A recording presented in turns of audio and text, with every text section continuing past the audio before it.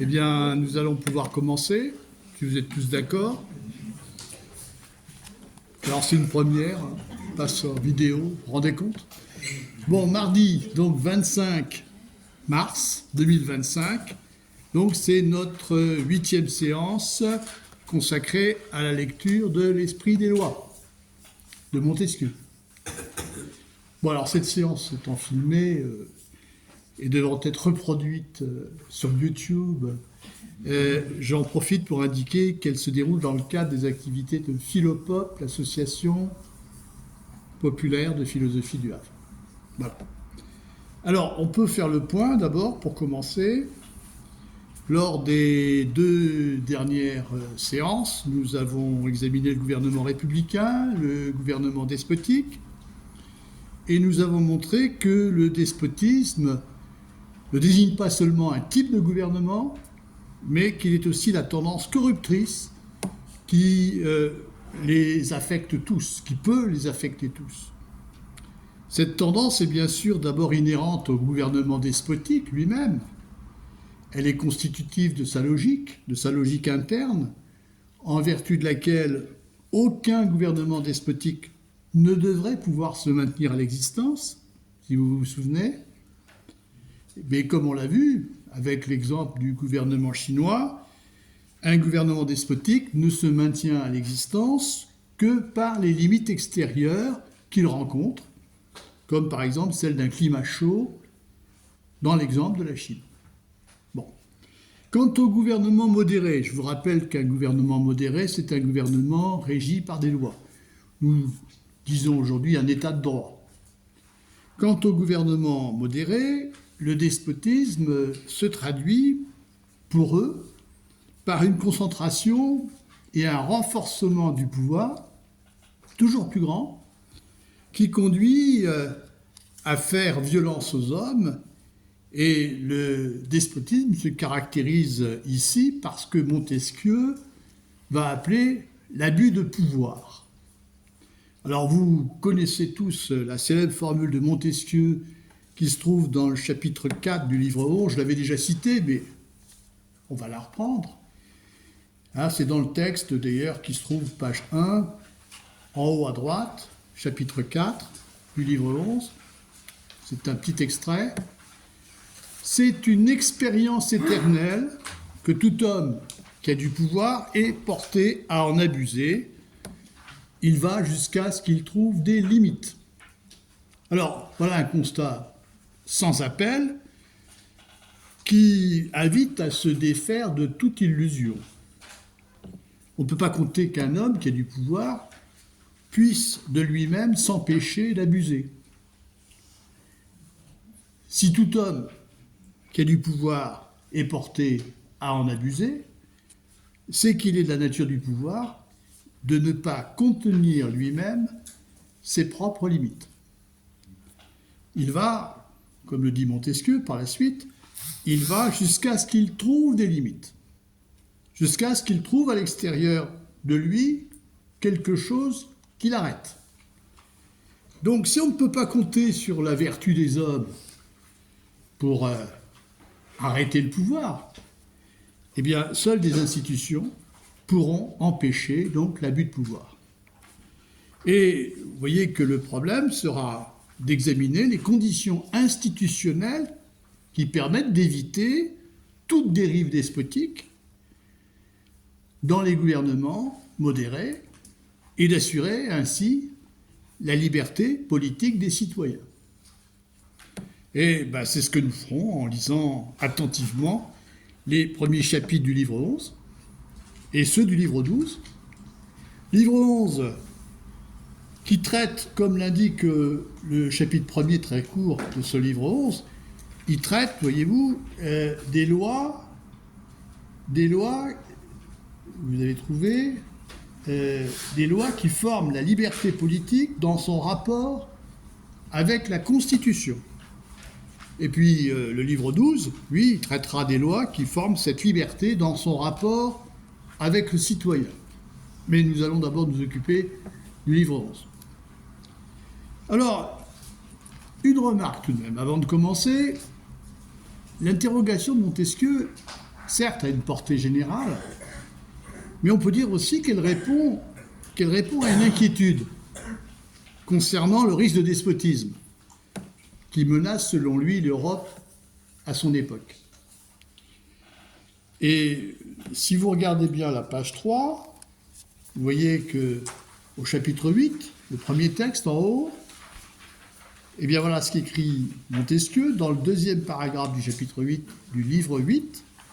Je lis : « La plupart des peuples d'Europe sont encore gouvernés par les mœurs, mais si par un long abus de pouvoir, si par une grande conquête, le despotisme s'établissait à un certain point, il n'y aurait pas de mœurs et de climat qui tinssent, et dans cette belle partie du monde, la nature humaine souffrirait, au moins pour un temps, des insultes qu'on lui fait dans les trois autres. » Vous voyez que Montesquieu est extrêmement inquiet, très inquiet, du devenir de son propre continent.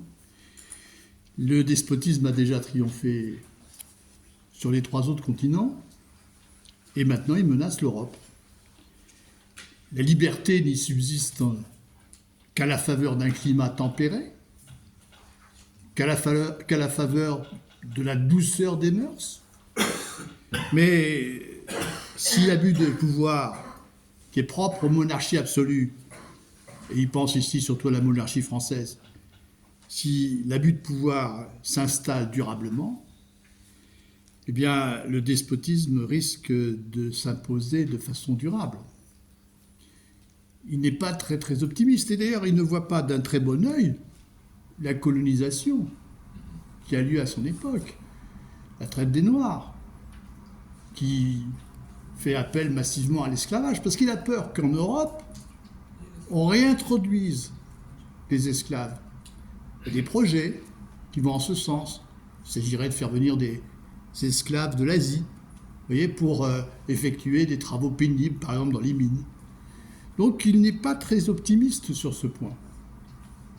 Et bon, il est le premier, il faut le rappeler, qui condamne l'esclavage. C'est vraiment le premier.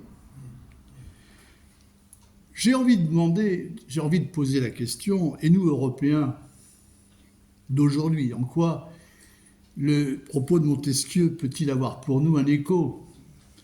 Est-ce que nous n'avons pas des motifs aussi d'être inquiets quant au devenir des États de droit, qui voient parfois une concentration des pouvoirs, un effacement des contre-pouvoirs, et aussi une pérennisation de toute une série de mesures liberticides établies à l'occasion de la lutte contre le terrorisme, de celle contre l'épidémie de Covid, et peut-être un jour, ça c'est un problème qu'on peut se poser, est-ce qu'on ne risque pas de telles mesures aussi en fonction d'une logique de guerre ? Est-ce que l'état de droit n'est pas aujourd'hui en danger ? Voilà la question que nous nous posons. Bon, mais avant d'examiner les conditions institutionnelles qui seules peuvent arrêter l'abus de pouvoir et assurer la liberté politique des citoyens, il va être d'abord nécessaire d'entendre, de savoir ce que l'on entend par là. C'est-à-dire, qu'est-ce que signifie la liberté politique ? Et c'est à cette explication que Montesquieu consacre les premiers chapitres du livre 11. Vous voyez, les premiers chapitres du livre 11 que vous avez sous les yeux, page 1. Après avoir présenté au chapitre 2 la diversité des opinions sur le sujet de la liberté, eh bien, il explique qu'à partir du chapitre 3, et puis continue au chapitre 4, il explique ce que c'est que la liberté, puisque c'est là le titre du chapitre 3. Et on pourra compléter cette explication par le chapitre 2 du livre 12, qui se trouve à la page suivante, où Montesquieu aborde la liberté du citoyen. Alors, pour déterminer ce qu'est la liberté politique, il va falloir la distinguer d'abord de ce que l'on nomme la liberté philosophique de l'homme, qui relève d'une question métaphysique. Et puis ensuite, il faudra la distinguer de ce avec quoi on est souvent tenté de la confondre, qu'il faut appeler exactement l'indépendance. Et l'indépendance n'est pas la liberté politique. Donc ce sont les deux points qu'il faut d'abord envisager. Alors voyons la première distinction. Alors je lis le texte, page 2, le texte du chapitre 2 du livre 12 qui se trouve à droite, le début. Je lis tout simplement le texte, chapitre 2, le titre « De la liberté du citoyen », premier paragraphe. La liberté philosophique consiste dans l'exercice de sa volonté, ou du moins, s'il faut parler dans tous les systèmes, dans l'opinion où l'on est, que l'on exerce sa volonté. La liberté politique consiste dans la sûreté, ou du moins dans l'opinion que l'on a de sa sûreté. Voilà. Alors, la liberté philosophique, c'est l'objet d'un débat entre les philosophes. Et on a eu l'occasion de le voir dans les premières séances que nous avons faites sur la liberté. Alors, le problème, vous le savez, c'est celui de savoir si la volonté humaine est réellement libre ou non, ou si le sentiment que l'homme a de sa liberté n'est pas tout simplement illusoire. Pour le dire de façon plus directe, plus courte, est-ce qu'il y a ou non un libre arbitre, ou ne s'agit-il là que d'une illusion? Il est clair que pour les philosophes qui défendent l'idée d'un déterminisme absolu, eh bien évidemment, il n'y a pas de volonté libre. Ça n'a pas de sens. Il n'y a qu'une opinion que l'homme a de sa liberté. Mais Montesquieu refuse ici d'entrer dans ce débat. Ce n'est pas son problème ici. La question n'est pas ici de savoir si la volonté humaine est libre ou non. La question, c'est de savoir ce que la volonté humaine peut faire en société. Jusqu'où pouvons-nous agir? Dans quelles limites? Voilà la question qui va se poser. Le problème donc de la liberté politique, c'est celui de savoir en quel sens l'homme est libre en société. Alors, s'il est vrai que la liberté politique n'est pas la liberté philosophique, on peut rappeler toutefois que cette dernière est pour Montesquieu à l'origine du problème dont la solution, c'est-à-dire l'établissement d'un droit, permet d'établir la liberté politique. Et il me paraît nécessaire, si vous voulez, de rappeler brièvement pourquoi et comment. Souvenez-vous de ce que Montesquieu a montré au chapitre 1er de son premier livre, qui est de loin, vous vous souvenez, le chapitre le plus, je dirais, le plus philosophique, le plus métaphysique de son œuvre. Et je vous ai photocopié, page 3, vous verrez quelques petits extraits de ce chapitre. Bon, mais on ne va pas les lire, hein, c'est simplement pour vous. Dans ce chapitre, donc chapitre 1er du livre 1, vous vous souvenez, il s'interroge sur les lois qui dérivent de la nature des divers êtres. Il écrit « Tous les êtres ont leurs lois ». Aussi bien la divinité, le monde matériel, les êtres intelligents, que les bêtes. Tous les êtres ont leurs lois. Elles sont différentes, selon la nature des êtres. Mais surtout, et c'est ça que vous devez surtout retenir, surtout, il montre que contrairement au monde physique, qui est gouverné par des lois constantes, comme la loi de la chute des corps, le monde intelligent ne suit pas constamment les siennes. Et que la raison principale de cette inconstance elle est dans la nature des êtres intelligents, comme le sont les hommes. Les hommes sont des êtres intelligents. Et comme l'explique Montesquieu dans ce fameux chapitre 1er, voilà ce qu'il dit, il est dans leur nature d'agir par eux-mêmes. C'est-à-dire qu'ils sont libres. C'est une certaine manière de parler ici de la liberté de la volonté. La définition philosophique de la liberté.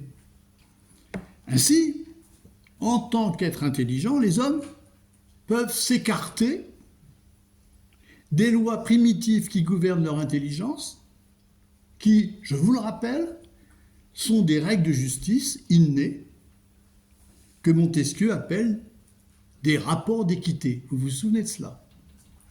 Ce sont des lois qu'il découvre dans son intelligence, qui sont des lois de justice, qu'il appelle des lois primitives, parce qu'elles ne sont pas faites par lui, elles sont en lui. Et au fond, ce sont des lois qui stipulent ce qui est juste et ce qui est injuste. On voit donc que la liberté philosophique de l'homme se caractérise d'abord, elle s'affirme d'abord par la possibilité qu'il a de désobéir aux lois, à commencer par ces lois de justice qu'il découvre dans son intelligence et qu'il n'a point faites. L'homme est un être qui a le pouvoir de s'écarter des lois qui gouvernent son intelligence. Et c'est bien parce que la liberté est un pouvoir d'infraction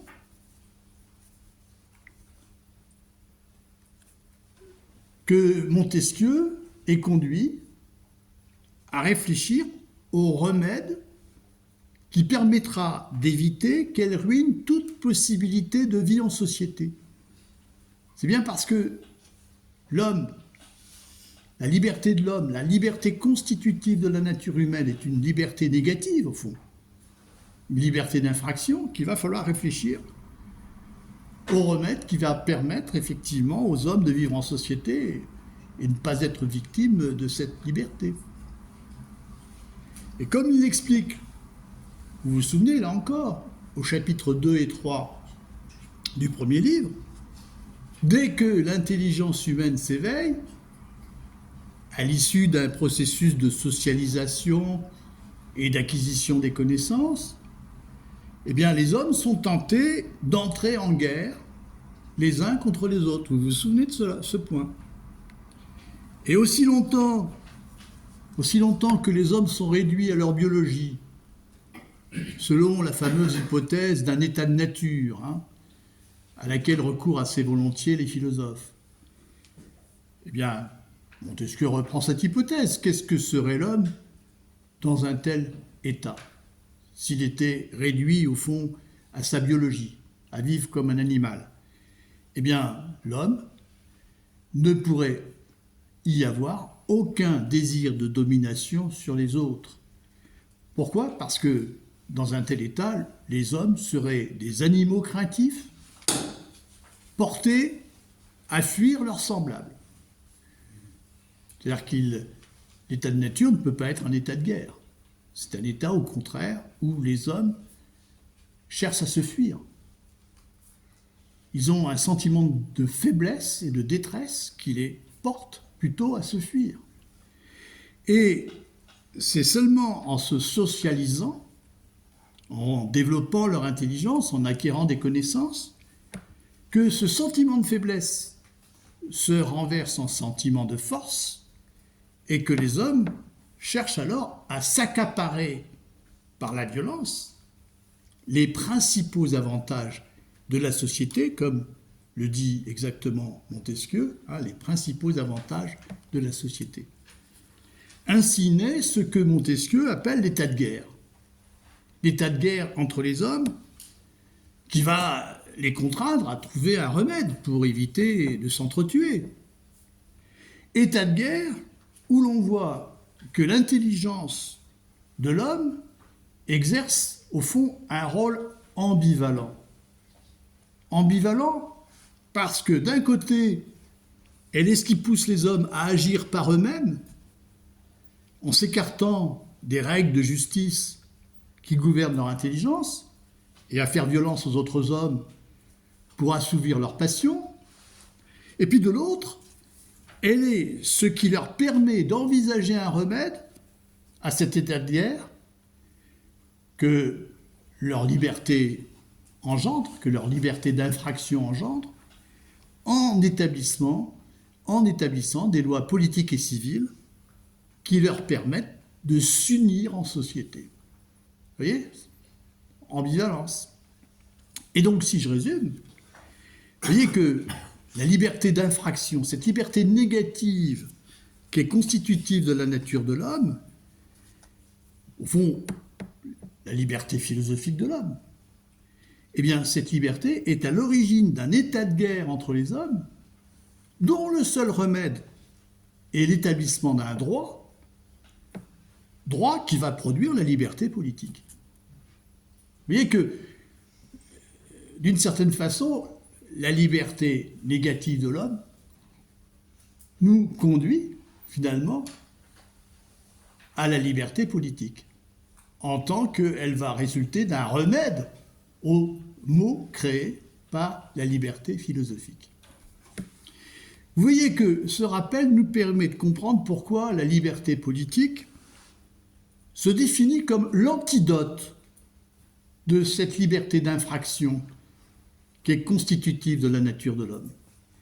Et je reprends la définition que Montesquieu donne de la liberté politique au chapitre 2, livre 12. La liberté politique consiste dans la sûreté. Vous voyez, le terme de sûreté est très important. Elle consiste dans la sûreté, ou du moins dans l'opinion que l'on a de sa sûreté. Alors, je commande cette définition très originale, très originale. Elle ne consiste pas, vous voyez, la liberté politique ne consiste pas dans l'exercice de sa volonté, mais dans la sûreté. Et qu'est-ce que c'est que la sûreté ? C'est le fait d'être en sécurité, de se sentir en sécurité, à l'abri de l'arbitraire qui provient de la volonté des autres. La sûreté, c'est le sentiment dont on jouit quand on est protégé par les lois et qu'on cesse de vivre sous la menace et dans la crainte. Et vous trouvez, d'ailleurs, au chapitre 6 du livre 11, dans son paragraphe 3, une définition encore plus précise et plus explicite de la liberté politique, qui complète celle que je viens de vous lire. On peut la trouver donc au chapitre 6. C'est toujours page 2, mais cette fois-ci dans la colonne de gauche, en haut à gauche. Le troisième paragraphe, regardez bien, ligne 13. Je lis. La liberté politique dans un citoyen est cette tranquillité d'esprit qui provient de l'opinion que chacun a de sa sûreté. Et pour qu'on ait cette liberté, il faut que le gouvernement soit tel qu'un citoyen ne puisse pas craindre un autre citoyen. Vous voyez cette définition. Alors, vous voyez ici que cette définition renforce la première. C'est-à-dire que, qu'est-ce que montre Montesquieu ? C'est que la liberté politique, ce n'est pas une opinion passagère. Ce n'est pas un sentiment de sécurité momentanée. C'est cette tranquillité d'esprit que l'on acquiert quand on vit dans un gouvernement dont les lois nous protègent de l'arbitraire. C'est ça qui est important. Donc celui qui ne dépend que des lois, eh bien ne dépend pas de l'arbitraire des hommes. Au fond, c'est ça l'idée, c'est que le seul moyen de ne pas dépendre de l'arbitraire des hommes, c'est de vivre dans un gouvernement dont les lois, justement, nous protègent de cet arbitraire. C'est-à-dire, c'est la seule façon de ne pas dépendre des hommes, c'est de ne dépendre que des lois. Et celui qui ne dépend que des lois, eh bien, il jouit d'une tranquillité d'esprit, car il sait à quoi s'en tenir sur ce qui peut lui arriver. Il sait ce qui est obligatoire, il sait ce qui est permis, ce qui est défendu, et il cesse de vivre dans la crainte de se faire arrêter à tout moment pour un motif qu'il ne connaît pas la plupart du temps, comme c'est le cas dans un État despotique. Vous vous promenez dans la rue, vous ne savez pas ce qui va vous arriver. Alors, si Montesquieu écarte la volonté, vous voyez, dans sa définition de la liberté politique, c'est bien parce que la volonté est dangereuse. La volonté est dangereuse quand elle s'affirme arbitrairement, quand elle prétend légiférer en ne considérant que ce qu'elle veut. Et c'est pourquoi, comme on a déjà pu le voir, c'est pourquoi Montesquieu récuse la définition républicaine de la liberté politique, selon laquelle, effectivement, un peuple est libre parce qu'il participe à l'élaboration des lois, parce qu'il décide des lois. Eh bien, pour Montesquieu, vous vous souvenez, nous l'avions dit, c'est là confondre le pouvoir du peuple avec la liberté du peuple. Un peuple a le pouvoir en ce qu'il décide des lois qu'il se donne, comme dans une démocratie, mais il n'est pas libre pour autant. Il n'est pas libre pour autant, et il n'est libre que si son pouvoir est modéré et réglé par des lois qui protègent les citoyens contre l'arbitraire. Vous voyez la différence ? Et là, je lis chapitre 3, le début du chapitre 3, page 1.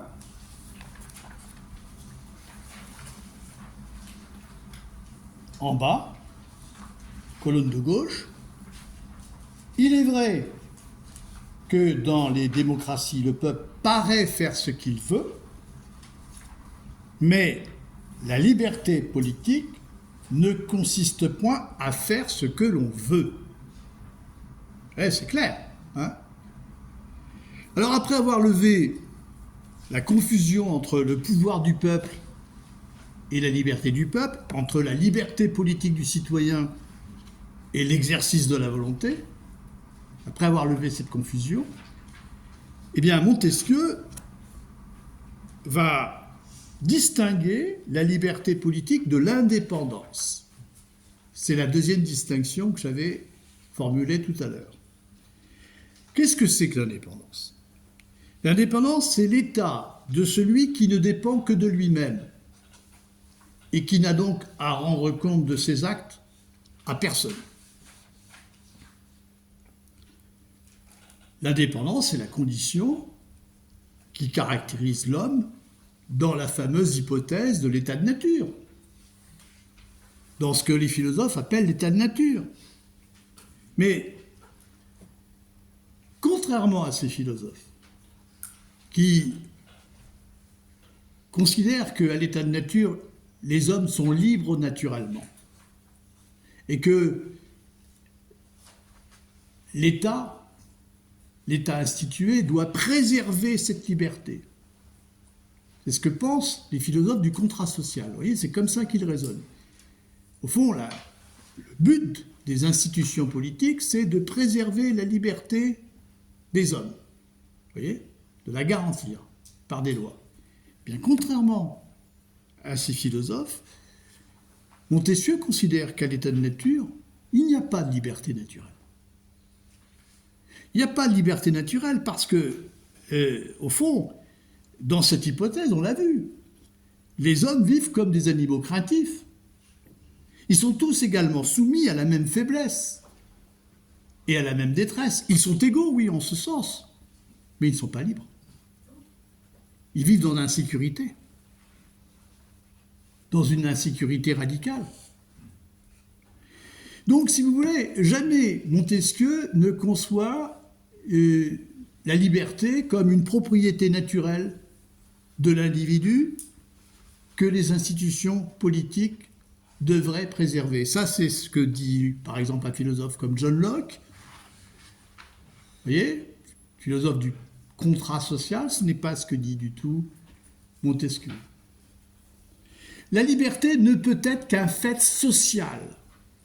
Elle ne peut exister qu'en société. Et alors, pas n'importe quelle société, une société réglée par des lois.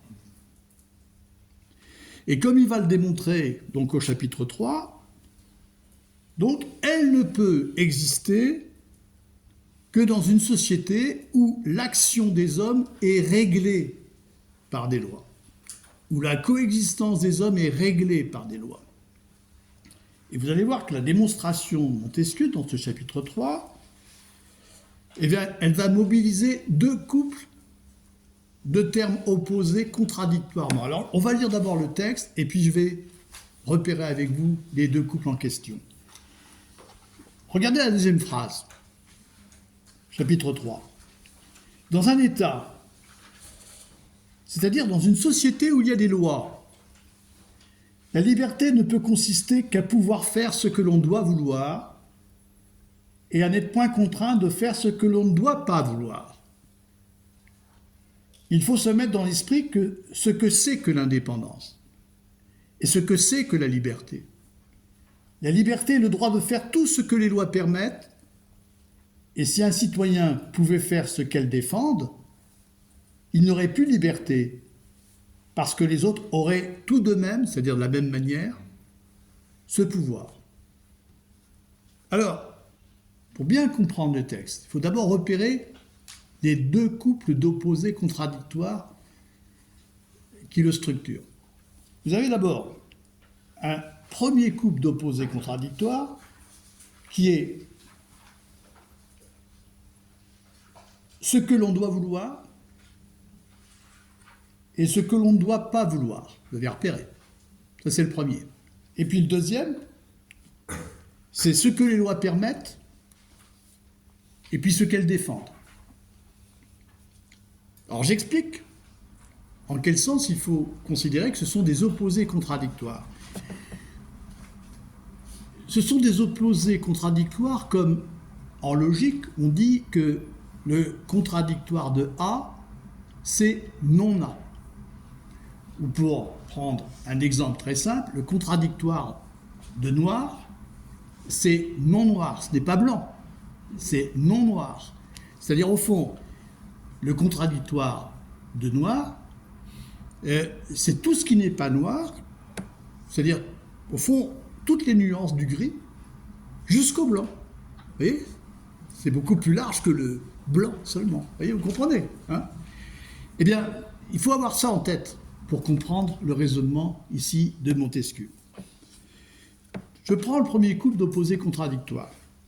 Donc, la liberté politique consiste non pas à pouvoir faire tout ce qu'on veut, non pas à pouvoir tout faire, mais, comme il le dit, à pouvoir faire ce que l'on doit vouloir, c'est-à-dire ce que la loi rend obligatoire, ce que la loi définit comme obligatoire, ce qu'elle prescrit, expressément. Et,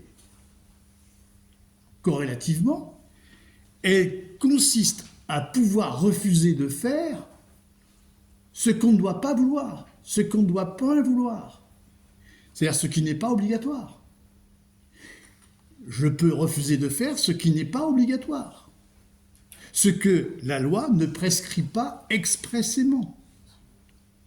Donc vous voyez que la loi pose des limites, elle pose les limites de ce qu'on peut faire, et évidemment, elle exige l'exécution de ce qu'elle définit comme obligatoire, de ce que l'on doit vouloir. Alors on peut toujours prendre des exemples si vous voulez, c'est toujours plus facile avec les exemples. Je dois par exemple m'acquitter de mes impôts en temps et en heure, et si je ne les paie pas en temps et en heure, je serai sanctionné par une majoration. Et si je refuse de les payer, je serai passible d'une sanction beaucoup plus lourde. Vous voyez que si le citoyen ne fait pas ce qu'il doit vouloir, eh bien la loi peut faire appel à l'usage de la force publique pour rendre effective son exécution. On est d'accord là-dessus. Au-delà maintenant, au-delà des limites que fixe la loi, il y a tout ce qui n'est pas obligatoire. Hein? Tout ce qui est non noir, hein, si je reprends l'exemple que j'ai donné tout à l'heure. Et ce qui n'est pas obligatoire, nul ne peut contraindre un citoyen de le faire. C'est ce que dit exactement Montesquieu. Je reprends sa formule. La liberté politique consiste à n'être point contraint de faire ce que l'on ne doit point vouloir. Donc ce qui n'est pas obligatoire. Toute contrainte, qu'elle soit physique ou morale, que ce soit, je ne sais pas moi, une menace ou du chantage, toute contrainte est dans ce cas considérée comme un acte de violence qui porte atteinte à la liberté du citoyen. Personne ne peut contraindre un citoyen de faire ce que la loi ne définit pas comme obligatoire.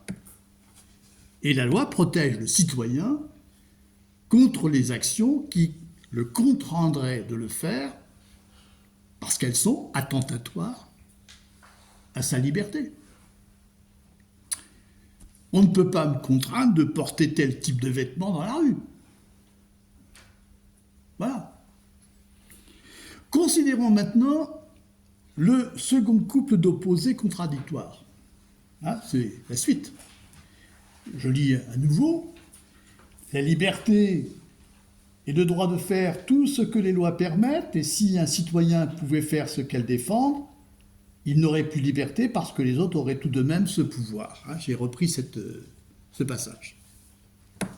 Donc, il y a ce qui est permis, ce que la loi permet, et ce qui est permis par la loi, eh bien, c'est le domaine de tout ce qu'elle ne défend pas. Oui, c'est le domaine de tout ce qu'elle ne défend pas, de tout ce qu'elle n'interdit pas. Et ce qu'elle permet, elle donne le droit de le faire.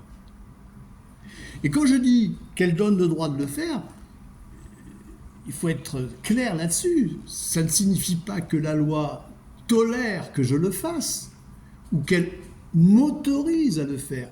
Elle me permet de le faire. C'est mon droit. C'est mon droit. Donc, si vous voulez, encore une fois, comprendre l'importance, mesurer l'importance de cette opposition établie par la loi, on va encore reprendre quelques exemples concrets, je crois que c'est toujours mieux. Par exemple, je n'ai pas le droit d'utiliser ma perceuse pour faire des travaux chez moi, je suis très bricoleur, à partir de 22h, les jours de semaine. Mais j'ai tout de même le droit de l'utiliser pendant la journée. C'est permis par la loi. Et mon voisin qui a envie de faire la sieste à 2h de l'après-midi, il râle, il n'est pas content, il vient me déranger, il me dit non, ça suffit, vous ne pouvez pas continuer. Il ne peut pas déposer plainte pour m'empêcher de le faire, en se plaignant de nuisance sonore. Ah, après 22h, oui. Alors je lui dis, monsieur, je suis désolé, mais là, je peux, j'ai le droit. C'est la loi. De la même manière, j'ai le droit d'exprimer une opinion, même si elle déplaît à un certain nombre de gens, dans les limites de la loi. Il ne faut pas que ce soit des propos diffamatoires. Il ne faut pas que ce soit des propos racistes, qui sont considérés comme des appels à la violence. Mais j'ai le droit de dire ce que je pense de telle religion, de tel homme politique. J'ai même le droit de dire des conneries.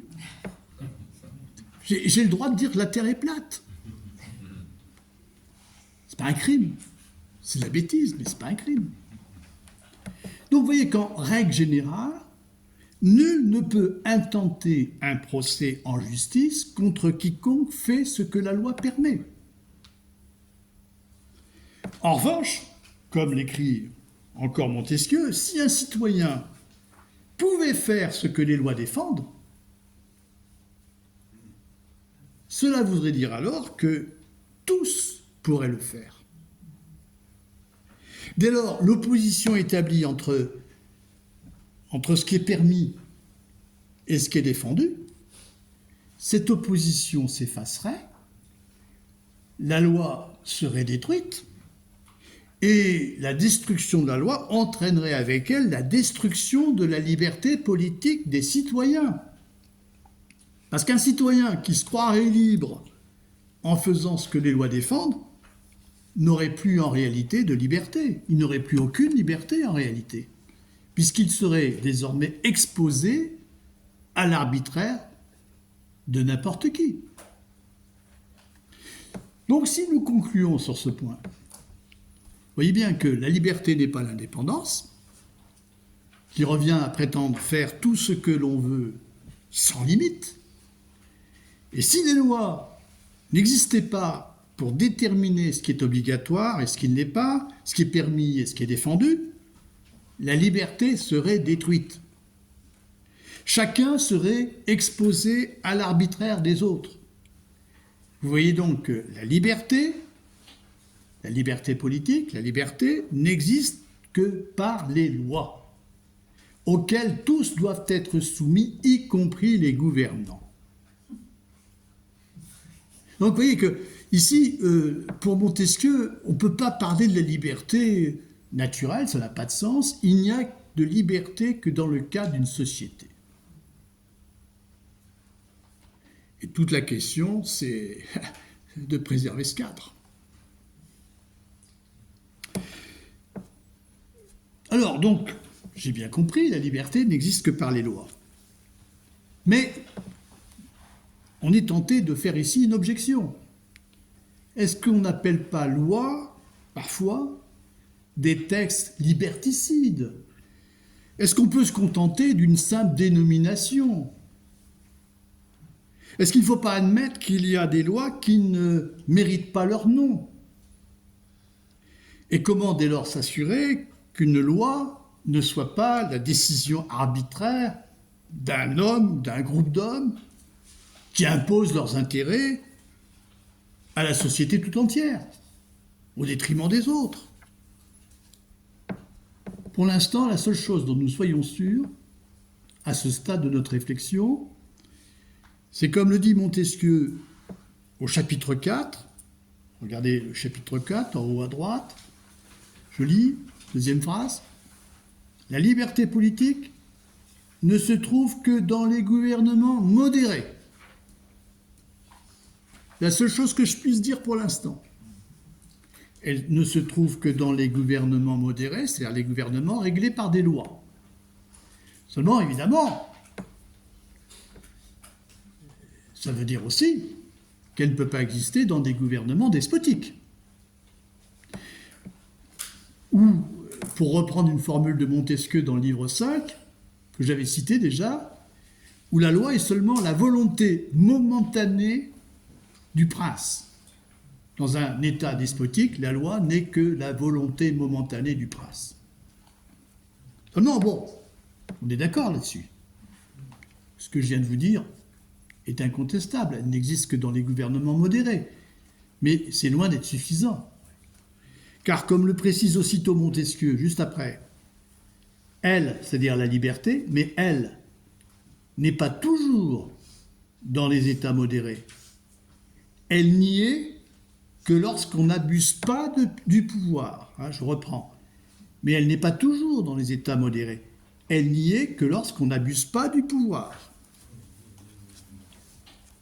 Et s'il y a abus de pouvoir, eh bien, les lois risquent d'être ce que Montesquieu va appeler au chapitre 6 des lois tyranniques. C'est-à-dire des lois dictées abusivement par un pouvoir qui impose son arbitraire. Vous voyez, il utilise l'expression de loi tyrannique. Donc il y a des lois qui ne sont pas vraiment des lois. Ah oui, évidemment, elles sont appelées comme telles, mais elles ne sont pas vraiment des lois. Donc il va falloir réfléchir là-dessus. Comment, La question, ça va être comment éviter l'abus de pouvoir? Comment faire pour que les lois ne soient pas les simples décrets d'un pouvoir qui abuse? Voilà le problème. Alors, la solution que va lui donner Montesquieu est la suivante. La seule solution qui peut éviter que l'État ne se transforme en instrument d'oppression, c'est celle d'une constitution. Une constitution qui divise le pouvoir et arrête le pouvoir par le pouvoir. C'est ce qu'il indique, chapitre 4, juste après, dans le second paragraphe.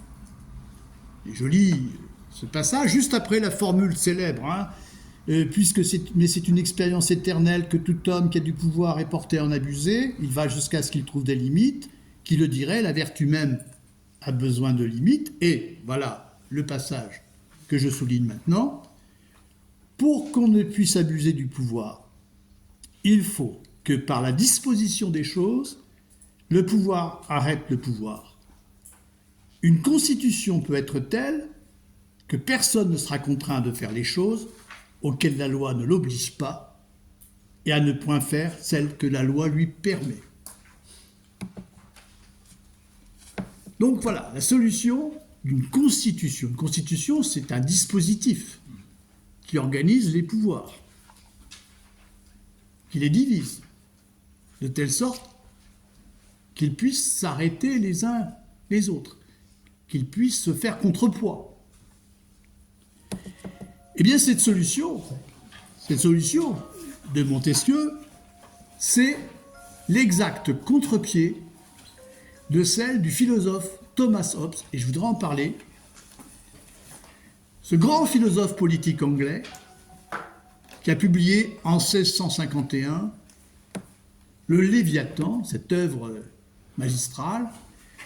Et le Léviathan, c'est un monstre biblique par lequel Hobbes figure un État tout-puissant. Un État tout-puissant qui concentre tous les pouvoirs. Un État absolu. Eh bien, vous allez comprendre que ce qu'écrit Montesquieu, c'est le contre-pied, c'est le contraire de ce que montre Thomas Hobbes. C'est pour ça que je n'hésite pas à les opposer. Alors, quelques mots sur ce que dit Thomas Hobbes. Au fond, le point de départ est à peu près le même que celui de Montesquieu. Pour sortir de la violence de l'état de guerre de tous contre tous, qui expose chacun à une mort violente, quelle est la solution pour Hobbes? La solution est pour lui d'instituer un État par un pacte social et de transférer sur cet État la peur diffuse qui règne dans l'état de guerre. Parce que dans l'état de guerre, les hommes ont peur les uns des autres, ils vivent dans la peur. Ils sont livrés à l'arbitraire. Ils peuvent mourir d'une mort violente. Bon, puisqu'il n'y a pas de règle, il n'y a pas de loi, c'est la loi du plus fort. Une loi du plus fort qui est d'une loi instable. Donc, quelle solution? Faire en sorte que les hommes cessent de se craindre mutuellement, et pour qu'ils cessent de se craindre mutuellement, il faut faire en sorte que la crainte se polarise sur le pouvoir. Que seul le pouvoir ait à se faire craindre. C'est comme ça qu'il établira la paix. C'est-à-dire que si l'État se fait craindre de tous, il pourra assurer la paix civile et il permettra à chacun de conserver sa vie. Donc ça passe par une concentration des pouvoirs. L'État, celui qui dirige l'État, ce qu'on appelle le souverain, qu'il soit un homme ou une assemblée, eh bien il doit disposer de tous les pouvoirs. Et le pacte social, si vous voulez, c'est cet accord consenti. Enfin, si vous voulez, c'est une fiction, pour dire que tout se passe comme si les hommes, d'un commun accord, au fond, s'en remettait à ce pouvoir. Hein. Eh bien, le pacte social, c'est ainsi un pacte mutuel par lequel chacun, au fond, accepte de s'en remettre au souverain, donc c'est-à-dire, comme je l'ai dit, à celui qui dirige l'État, que ce soit un homme ou une assemblée. Pour Thomas Hobbes, la forme du gouvernement n'a aucune importance. Ce qui compte, c'est qu'il y a un pouvoir qui se fasse obéir. Et Hobbes écrit au chapitre 17 du Léviathan, ce passage que je vous lis. C'est comme si chaque individu devait dire à tout individu « J'autorise cet homme ou cette assemblée d'hommes et je lui abandonne mon droit de me gouverner moi-même à cette condition que tu lui abandonnes ton droit et autorises toutes ses actions de la même manière. » Donc, pacte mutuel, chacun renonce à son droit de se gouverner lui-même au profit d'un souverain qui gouvernera au nom de tous. Vous voyez, c'est comme ça qu'est fondé l'État. Donc, voilà la solution de Thomas Hobbes. Mais finalement, il s'agit en quelque sorte de capter la crainte. Il s'agit de faire en sorte que le pouvoir capte la crainte et la concentre sur lui, pour obtenir effectivement l'obéissance des sujets, et de cette manière la paix civile. Or, pour Montesquieu, cette solution de Hobbes, est à la fois illusoire et dangereuse. Elle ne met pas un terme à la violence, elle l'institutionnalise en la concentrant dans la personne du souverain, en lui confiant à lui seul le pouvoir de décider au nom de tous. Voyez ? Et que ce souverain soit un homme ou une assemblée, il exerce alors seul le pouvoir, il décide seul des lois et de leur exécution, et c'est la crainte qu'il inspire à ses sujets qui lui permet de s'en faire obéir. Mais son pouvoir ne peut pas être contesté.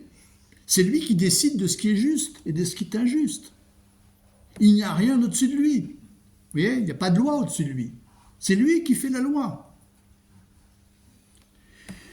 Alors évidemment, pour Montesquieu, la solution de Hobbes ressemble fort à l'institution d'un État despotique. Bon, Hobbes, c'est le théoricien du pouvoir absolu.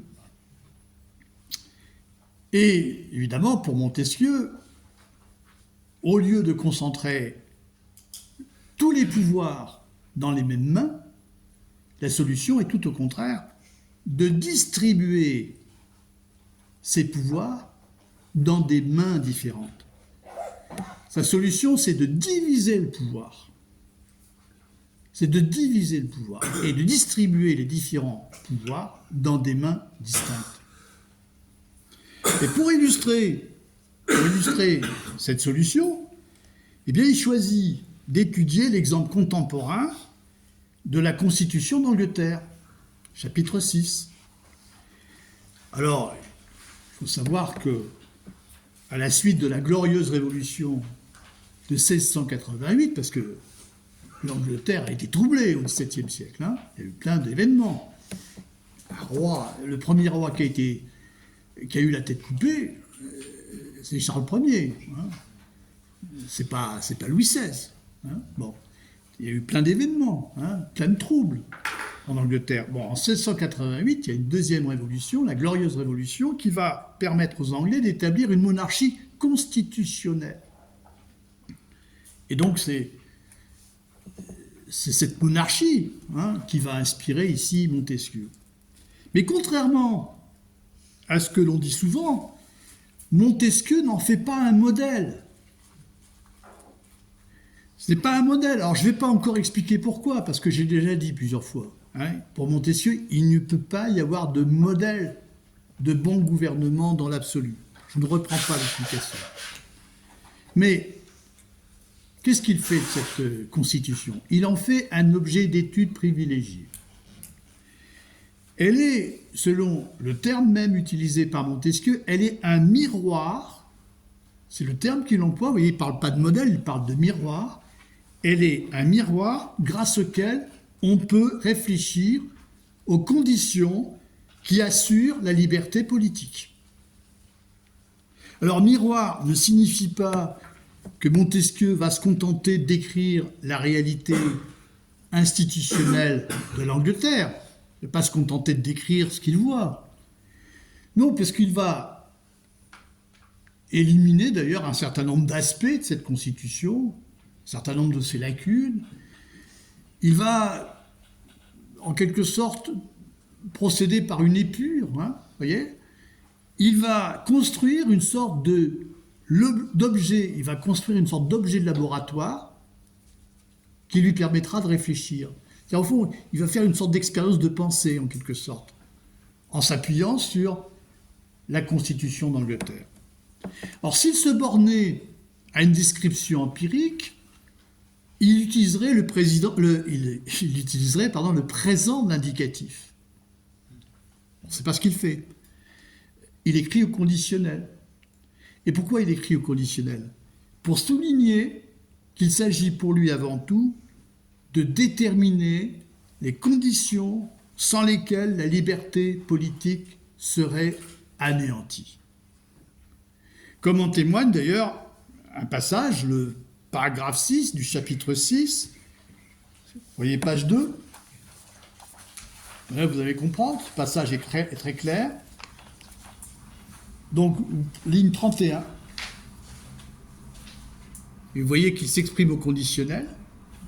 Tout serait perdu, ligne 31, donc le chapitre 6, colonne de gauche, page 2. Tout serait perdu si le même homme ou le même corps de principaux, le même corps des principaux, c'est-à-dire des magistrats, ou des nobles, ou du peuple, exerçait ces trois pouvoirs, celui de faire des lois, celui d'exécuter les résolutions publiques, et celui de juger les crimes ou les différends des particuliers. Vous avez repéré ce passage. Tout serait perdu. Vous voyez, il écrit au conditionnel. Au fond, son problème, c'est quelles sont les conditions qui assurent la liberté politique et que se passerait-il s'il n'y avait pas ces conditions? Voilà, c'est comme ça qu'il pose le problème. Contrairement à ce qu'on dit encore, Montesquieu ne préconise pas une séparation des pouvoirs. Vous entendez sans cesse dire que Montesquieu, c'est celui qui a conçu la séparation des pouvoirs. C'est faux. Bon, on peut comprendre qu'on puisse parler ainsi, mais c'est faux. Et vous allez comprendre pourquoi. L'idée d'une séparation des pouvoirs consiste à soutenir que le pouvoir de légiférer, le pouvoir d'exécuter, et puis le pouvoir de juger, doivent être distribués à trois organes distincts et indépendants, isolés les uns des autres. Pour chacun des trois pouvoirs, il y aurait ainsi le Parlement, qui disposerait du pouvoir législatif, le monarque, qui disposerait du pouvoir exécutif, et puis les tribunaux, qui disposeraient du pouvoir judiciaire. Et ces trois organes, exerceraient leurs fonctions en toute indépendance, à l'abri de toute influence venant de l'un ou de l'autre des autres organes. Voilà comment on conçoit une séparation. Or, l'idée d'une séparation des pouvoirs est en contradiction avec l'exigence de Montesquieu, qui est qu'on arrête le pouvoir par le pouvoir. Si l'on veut que le pouvoir arrête le pouvoir, il faut que les pouvoirs soient en mesure de s'opposer. Ce n'est guère possible s'ils sont séparés et totalement indépendants les uns des autres. Pour qu'ils puissent se faire contrepoids, il faut que quelque part, il y ait un contact, un point de contact. Il faut qu'ils puissent jouer les uns contre les autres. Vous voyez? Alors, Montesquieu, on va le voir, distingue 3 pouvoirs, mais il ne les sépare pas. Il va surtout s'agir de les distribuer dans des mains différentes, dans des organes différents. Le mot qui convient le mieux, c'est le mot de distribution, et non pas celui de séparation. Alors, si maintenant, regardez bien, si on examine la Constitution d'Angleterre, eh bien vous allez voir, là je vais aller à l'essentiel, parce que le chapitre est assez long, eh bien vous allez voir que le Parlement ne fait pas seulement les lois, il contrôle aussi leur application par le pouvoir exécutif. Donc il exerce un pouvoir de contrôle sur l'exécutif. Les ministres doivent justifier leur action devant le Parlement. Et inversement, le pouvoir exécutif, qui est exercé par le monarque, dispose d'une part de la puissance législative, par ce que Montesquieu appelle une faculté d'empêcher, autrement dit un droit de veto. Le monarque dispose d'un droit de veto. C'est-à-dire que le Parlement élabore et vote les lois dont ses membres ont pris l'initiative, mais ces lois n'entrent en vigueur que si le monarque y consent, que s'il ne s'y oppose pas. Et vous trouvez ainsi d'ailleurs dans le long chapitre 6 consacré à la Constitution d'Angleterre, le dernier paragraphe que je vais vous lire, le passage suivant qui, à mon avis, est un bon résumé.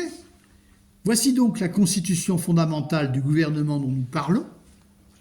Le corps législatif, c'est-à-dire le Parlement, y étant composé de 2 parties, l'une enchaînera l'autre par sa faculté mutuelle d'empêcher, on va revoir ça, toutes les 2 seront liées par la puissance exécutrice, qui le sera elle-même par la législative. Alors, vous notez les verbes ici utilisés? Enchaîner, lié. Pas de séparation. Il n'y a pas de séparation. Et vous voyez que, loin d'envisager donc une séparation des pouvoirs, Montesquieu formule explicitement la nécessité de lier, d'enchaîner le pouvoir législatif au pouvoir exécutif, pour qu'il puisse se faire contrepoids, comme dans un mécanisme d'horlogerie. Et vous voyez aussi que ce passage que je viens de vous lire indique que le corps législatif lui-même est composé de 2 parties. Et c'est un autre point très important. C'est-à-dire non seulement le pouvoir législatif est divisé entre le Parlement et le monarque, mais le Parlement lui-même, donc le corps législatif, est divisé en 2 chambres, en 2 assemblées. La première représente les nobles, la Chambre des lords, et l'autre, la deuxième, elle représente le peuple, la Chambre des communes. Et vous voyez, cette division du Parlement en 2 chambres permet aux forces sociales du pays de faire valoir leurs intérêts opposés. Et sur ce point, Montesquieu est très proche de Machiavel. Machiavel qui considérait que les grands, les élites et le peuple ont des intérêts inconciliables. C'est ce qu'il expliquait dans le chapitre 9 du Prince. Comme il n'existe aucun bien commun sur lequel ils puissent s'accorder, eh bien la solution, c'est d'équilibrer leurs ambitions concurrentes, d'éviter que les intérêts des uns ne conduisent à l'oppression des autres. Vous voyez que la Constitution va les enchaîner, en quelque sorte, et va les contraindre, et va contraindre ainsi donc les forces sociales qui ont des intérêts opposés à agir de concert. Vous voyez ? Ils n'ont pas les mêmes intérêts, donc forcément ça va frotter, si vous voulez. Hein. Mais ils vont devoir modérer leurs intérêts, parce qu'effectivement la confrontation va permettre effectivement de modérer, de tempérer. Mais il faut une confrontation.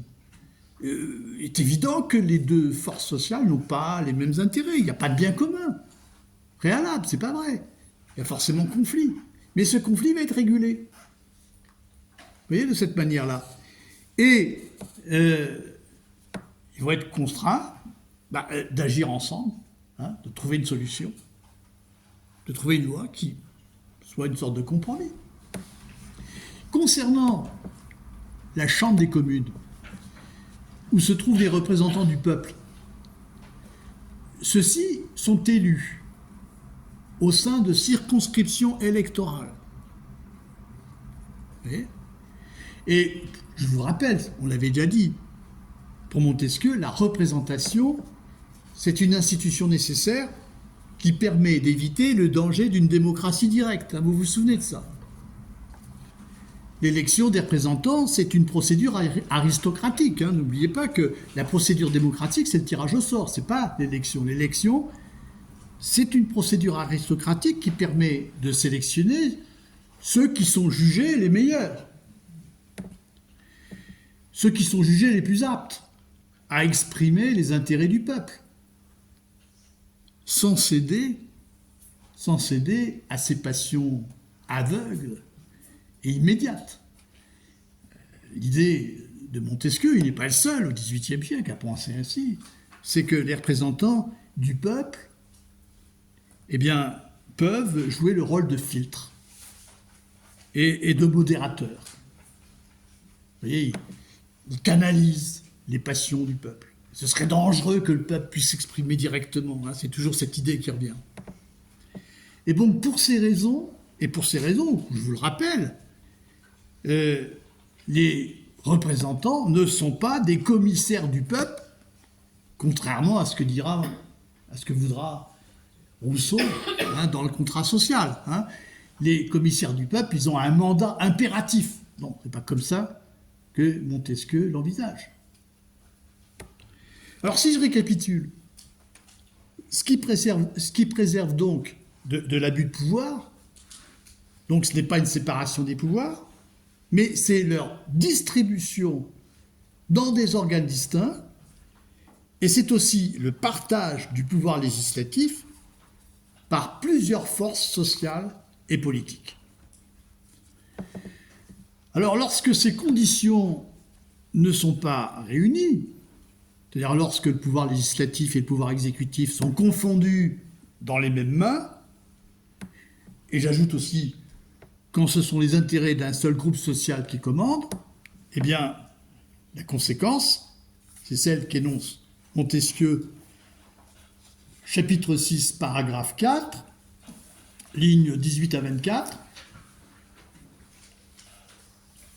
Ligne 18 à 24. Bon, on va lire le paragraphe entier, c'est aussi bien.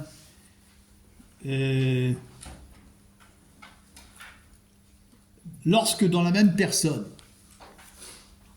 ou dans le même corps de magistrature, la puissance législative est réunie à la puissance exécutrice, il n'y a point de liberté, parce qu'on peut craindre que le même monarque ou le même Sénat, c'est-à-dire la même assemblée, ne fasse des lois tyranniques pour les exécuter tyranniquement. Ouais, ce passage est très important. Et l'expression de loi tyrannique que j'ai utilisée tout à l'heure, elle mérite ici un commentaire. Normalement, une loi a toujours un objet général. Elle définit ce qui est obligatoire pour tous, ce qui est permis à tous, ce qui est défendu à tous. C'est ce qu'on a vu. Et elle ne considère normalement jamais des hommes ni des cas particuliers. voyez ? Elle ne cible, elle ne privilégie et elle ne cible aucun groupe particulier. Par exemple, prenons des exemples encore une fois. Une loi peut définir des fonctions hiérarchiques pour exercer des responsabilités. Seulement, si elle nomme par avance les titulaires de ces fonctions, ce n'est plus une véritable loi, c'est une loi tyrannique. Et une loi est encore tyrannique si elle est conçue pour discriminer une partie de la population. Vous voyez ? Et c'est bien ce qui risque d'arriver si c'est le même homme ou la même assemblée qui se trouve à la fois législateur et exécuteur des lois. Parce que les lois qui seront produites, elles seront élaborées seulement en vue de leur application à des cas particuliers. Vous voyez ?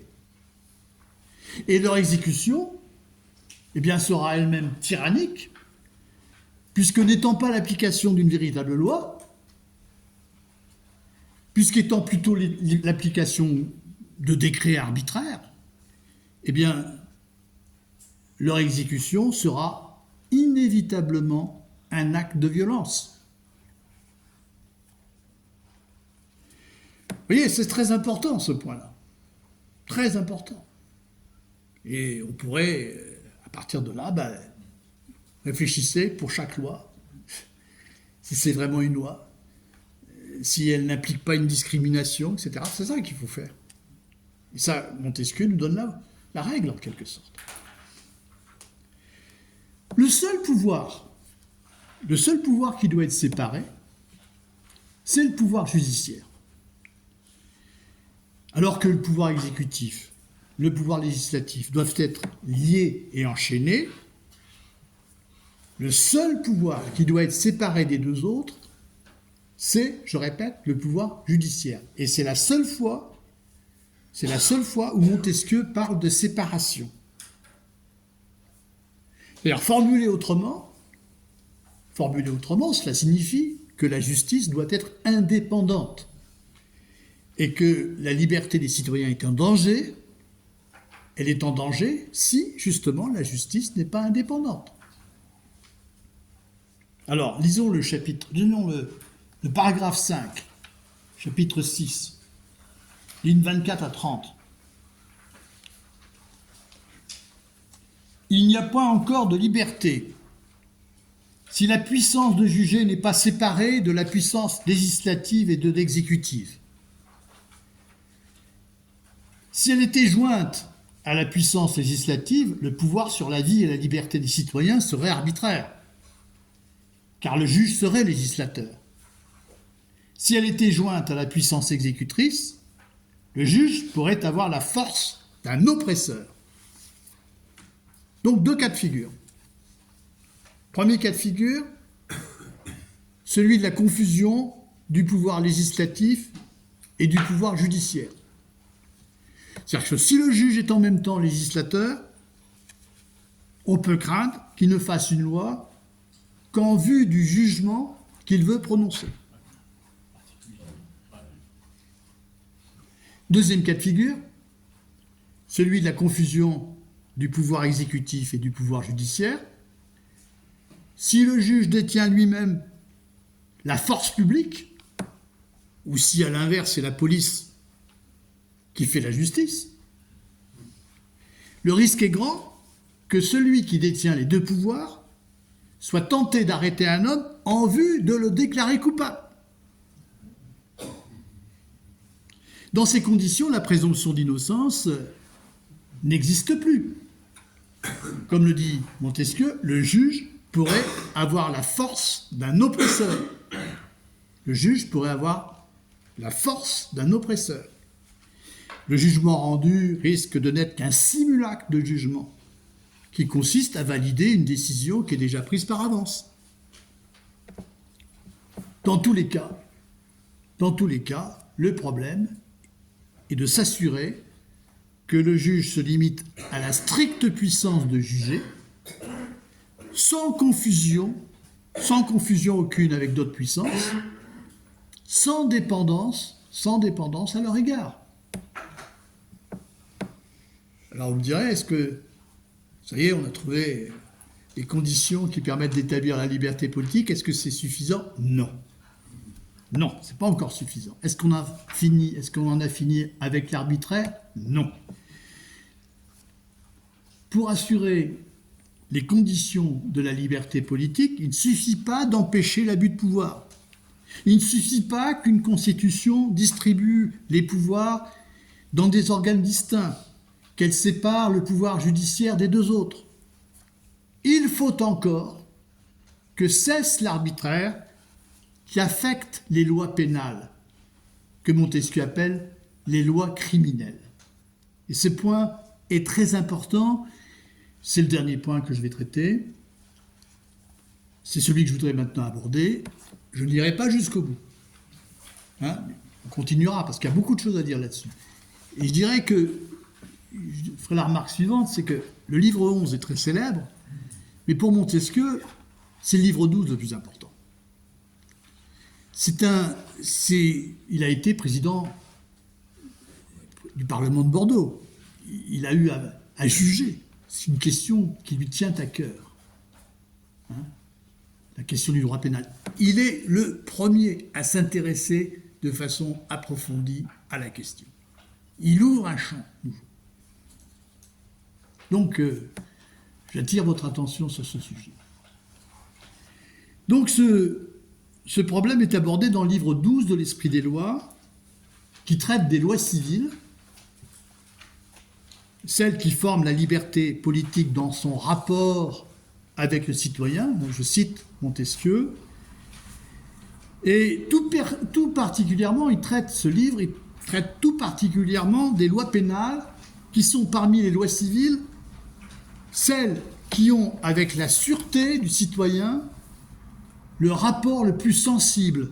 Pourquoi? Parce qu'elles mettent en jeu l'honneur, la fortune, la vie et la liberté des citoyens, comme l'écrit Montesquieu au livre 6. Vous voyez, les lois pénales, ce sont celles qui ont le rapport le plus sensible avec la sûreté du citoyen, parce que, je répète, elles mettent en jeu l'honneur, la fortune, la vie et la liberté des citoyens. Et je vous rappelle que la liberté politique consiste dans la sûreté, ou du moins dans l'opinion que l'on a de sa sûreté. C'est ce qu'il dit, Montesquieu, au chapitre 2 du livre 12. Or, lorsque les lois pénales, les lois criminelles, comme dit Montesquieu, descendent du caprice du législateur, eh bien, la sûreté des citoyens est menacée. Elle est menacée car à ce moment-là, les citoyens peuvent être accusés de toutes sortes de crimes et punis selon toutes sortes de peines qui sont sans proportion avec eux. Vous voyez? C'est-à-dire que il ne suffit pas d'avoir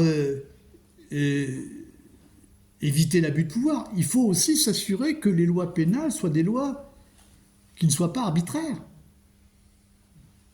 qui soient justes, qui établissent une proportion, une juste proportion entre les peines et les crimes. Vous voyez, par exemple. C'est très important. Donc c'est un chapitre important.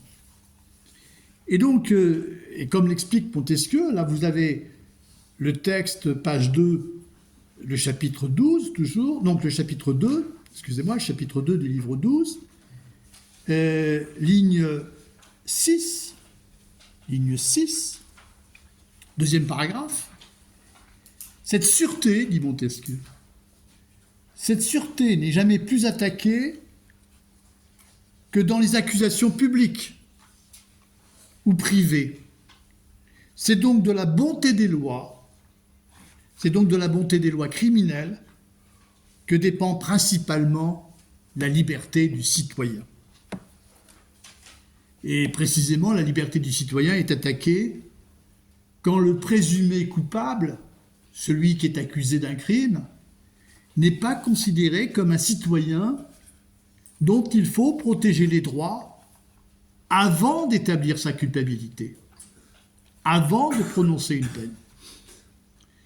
Ainsi, si on veut éviter le châtiment d'un innocent, il faut d'abord une procédure d'instruction rigoureuse. Lisez avec moi, ligne 24-28. L'avant-dernier paragraphe. Les connaissances que l'on a acquises dans quelques pays et que l'on acquérera dans d'autres sur les règles les plus sûres que l'on puisse tenir dans les jugements criminels intéressent le genre humain plus qu'aucune chose qu'il y ait au monde. Contre toute forme de justice expéditive, contre toute forme de justice qui soit soumise à la pression d'une opinion vengeresse. Vous savez bien, quand il y a eu un crime, il est médiatisé, l'opinion est en ébullition, elle demande tout de suite une sanction, une punition. Bon, c'est ce qu'il faut éviter. Contre cela, il faut une enquête sérieuse, soucieuse d'établir la vérité des faits. Une enquête qui prémunisse ainsi contre toute erreur judiciaire. Et la phrase est importante, regardez bien la ligne 22, ligne 22-23, retenez-la bien cette phrase. Quand l'innocence des citoyens n'est pas assurée, la liberté ne l'est pas non plus. Vous voyez ? Quand l'innocence des citoyens n'est pas assurée, la liberté ne l'est pas non plus. Et pour établir sa démonstration, Montesquieu va jusqu'à soutenir qu'un homme qui, dans un état de droit, dans un gouvernement modéré, est jugé coupable après une enquête rigoureuse et se trouve condamné à être pendu, eh bien un tel homme, je cite, on va revoir ça, serait plus libre qu'un bacha ne l'est en Turquie. Je vais expliquer. Alors évidemment, d'abord, première chose, la peine de mort n'est pas remise en question au XVIIIe siècle. Bon. Il n'y a pas de débat là-dessus, si vous voulez. Mais on aura l'occasion de reprendre cette question. Qu'est-ce que veut dire Montesquieu ? Lisons entièrement le passage, c'est la fin du paragraphe, c'est la fin du chapitre. Regardez bien, ligne 30. Et dans un État qui aurait là-dessus les meilleures lois possibles, un homme à qui on ferait son procès et qui devrait être pendu le lendemain serait plus libre qu'un bacha ne l'est en Turquie. Voilà. D'abord, je rappelle que la Turquie de l'époque, c'est un État despotique. Bon, ça, il faut le rappeler. Un bacha, qu'est-ce que c'est qu'un bacha ? C'est un juge de cet État qui est entièrement aux ordres du despote, qui prononce des peines arbitraires, sans aucune enquête, en frappant indistinctement les vrais criminels et les innocents. C'est ça. Bon. Alors, on pourrait penser que, contrairement à ce qu'affirme Montesquieu, il vaudrait mieux se trouver à la place du bacha et rester en vie, plutôt que de se trouver à celle de l'accusé qui est jugé et reconnu coupable d'un crime dans un état de droit, dans un gouvernement modéré, et qui sait qu'il sera pendu le lendemain. Franchement, on trouve que, on peut penser que, il y va fort tout de même, c'est un peu paradoxal, son propos. Eh bien, si on réfléchit mieux, vous verrez que le paradoxe énoncé par Montesquieu est levé, si on sait que le despote peut punir de mort un homme sous n'importe quel prétexte, y compris et même surtout ceux qui sont ses ministres et ses juges, notamment les bachas. Souvenez-vous de ce que disait le livre 5 sur l'État despotique. Le despote, finalement, il s'acharne surtout sur les premières places, sur ceux qui occupent les premières places. Ce sont les premiers à tomber, ce sont les premiers qui sont exécutés. Vous voyez ? Donc le Bacha, il ne va pas rester longtemps en vie. Hein. Bon. Alors, en fin de compte, le problème est le suivant. Qu'est-ce qui vaut mieux? Un État despotique, où celui qui juge et applique aveuglément des peines comme le Bacha peut être lui-même exposé à périr à tout moment, ou un État de droit dans lequel la liberté des citoyens est protégée, y compris quand ils deviennent assassins. Alors, dans un gouvernement modéré, vous voyez, le criminel est d'abord considéré comme un citoyen dont il faut protéger les droits, jusqu'au moment où cette protection cesse, une fois sa culpabilité établie et la peine prononcée. Il vaut mieux vivre dans un état de droit. Mais évidemment, ce qui est intéressant, c'est qu'il pousse à l'extrême l'exemple, vous voyez, pour nous forcer à réfléchir. Hein. Et je pense que c'est ici surtout que l'analyse de Montesquieu est la plus novatrice et la plus percutante. Et je vais terminer cette séance par une réflexion sur le droit contemporain, au regard de ce que dit Montesquieu. En tout cas, ce qu'il faut comprendre, c'est que quelle que soit la gravité de son crime, le criminel ne peut être d'emblée déchu de sa citoyenneté et désigné et traité comme un ennemi qu'il faut neutraliser. Ça, c'est pas du tout, évidemment, ce que dit Montesquieu. Montesquieu dit qu'il faut d'abord respecter les droits du citoyen avant de dire s'il est criminel et le punir. Donc, le criminel, il doit être puni, il ne doit être puni, s'il est criminel, qu'après avoir été jugé et déclaré coupable. Et seulement pour le crime qu'il a effectivement commis. Voilà le principe. Alors je sais bien que face à des crimes odieux, des crimes d'enfants, on sait que la tentation est grande d'envisager les peines comme des actes de guerre par lesquels on croit ainsi défendre la société. Des crimes parfaitement crapuleux, horribles, épouvantables. Si vous faites une enquête, tout le monde dira juste une exception pour lui, mais il faut le tuer. Il ne faut pas le laisser en vie. On réagit comme ça.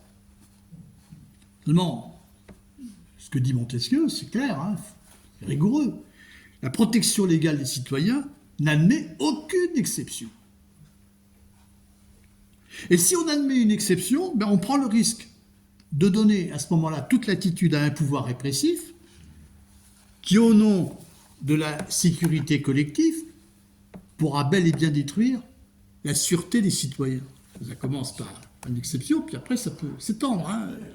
La porte est ouverte. Et c'est ce danger qu'ont pu souligner un certain nombre de juristes ces dernières années, en observant l'inquiétante dérive sécuritaire des États occidentaux depuis les attentats terroristes du 11 septembre 2001 à New York. Et je pense surtout à l'ouvrage d'une juriste qui est morte l'année dernière, qui s'appelait Mireille Delmas-Marty, qui avait écrit en 2010 un livre qui a pour titre « Liberté et sécurité dans un monde dangereux ». Liberté et sécurité dans un monde dangereux.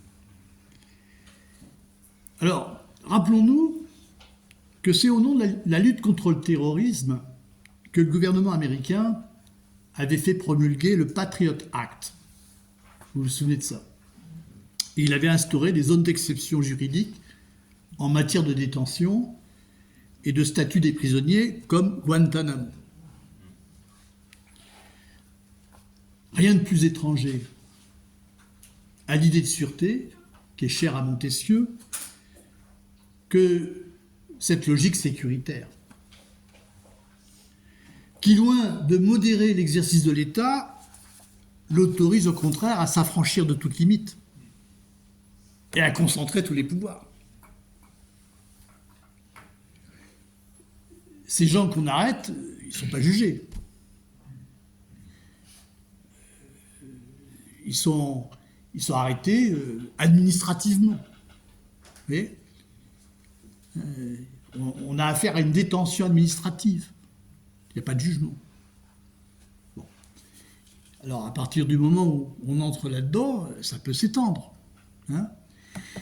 Et vous voyez que cette idéologie sécuritaire, comme on dit, elle conduit non seulement à restreindre la liberté des citoyens, mais encore à appliquer des peines préventives contre les individus qu'on juge suspects ou dangereux. Et là encore, rien n'est plus étranger à l'idée de sûreté que ce que l'on appelle aujourd'hui des mesures de sûreté, ou la rétention de sûreté. Le même mot est utilisé, mais ce n'est pas le même sens du tout.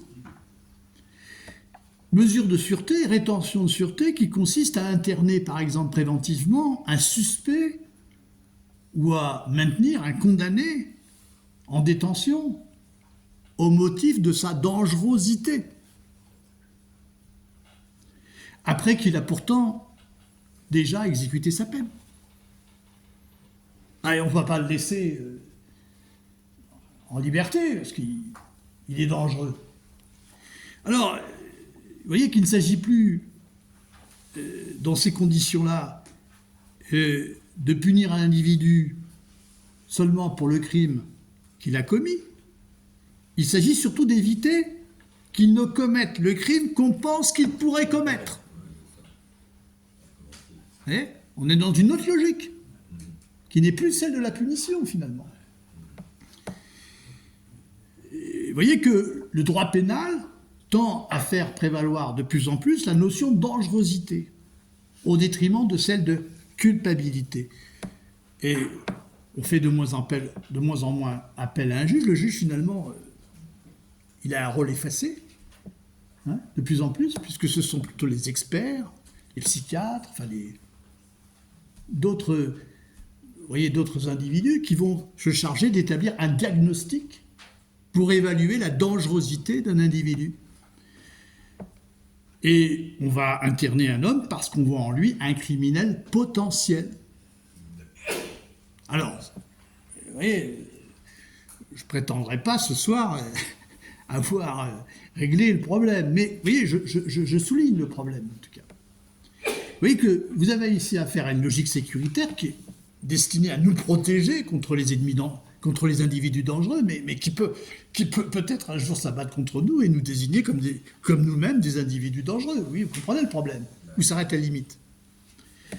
Donc cette logique sécuritaire est une menace pour la sûreté des citoyens, parce que si on admet en effet qu'un homme puisse être privé de ses droits de citoyen, et interné sans être jugé coupable d'un délit ou d'un crime, au regard de la loi, à ce moment-là, tous les citoyens sont exposés à être menacés à leur tour.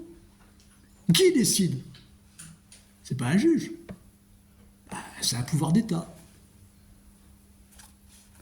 C'est un préfet, sur ordre d'un ministre de l'Intérieur. Et il a ses raisons. Elles ne sont pas toujours explicites. Vous voyez, c'est pas clair. Donc voilà le problème qui se pose. Alors, ces remarques, et j'arrête là-dessus, elles n'épuisent pas, j'en suis conscient du sujet, elles visent surtout à montrer l'intérêt de la lecture d'Esprit des lois pour nous aujourd'hui. Alors, la fois prochaine, nous poursuivrons notre lecture du livre 12, hein, et nous approfondirons donc notre réflexion sur le droit pénal, notamment en examinant comment Montesquieu aborde par exemple les crimes contre la religion, qui sont considérés à son époque comme les crimes les plus graves.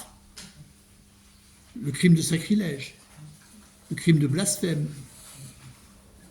Alors, bon, évidemment, pour nous, pour un État laïque, il n'y a pas de blasphème, ça n'existe pas.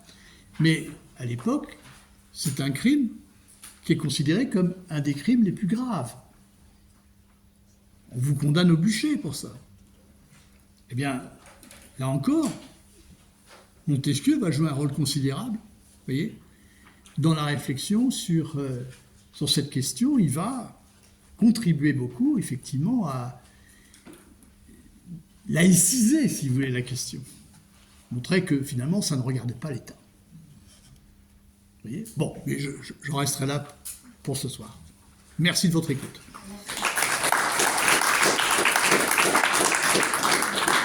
À vos questions.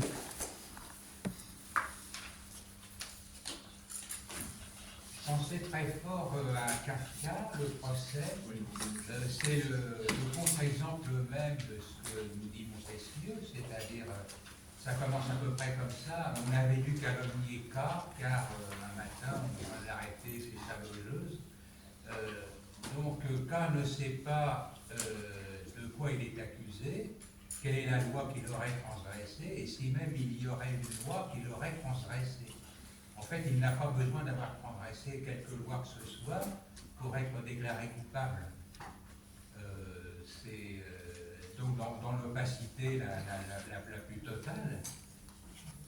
Et il ne sait pas contre qui se battre, puisqu'il n'y a pas d'adversaire, d'instance à laquelle s'opposer. Alors qu'une loi, une véritable loi, doit être publique, elle doit être connue. Oui, voilà. Hein, une loi ne peut pas être secrète, ou elle n'est pas une loi, ou elle est uniquement de l'ordre de l'arbitraire. Et ça rejoint un peu ce que je disais l'autre fois à propos de 1984 de Orwell. Big Brother n'a pas besoin d'exister. Oui. Il suffit de l'idée. De l'intérioriser. Il suffit de l'intérioriser. Il suffit de se sentir observé. C'est un petit peu ce qui se passe en Chine de nos jours. Enfin, voilà, on est sous le regard de... Vous mettez des drones partout, de la reconnaissance faciale partout. Un bon citoyen, par exemple, en Chine, il a une note. Hein.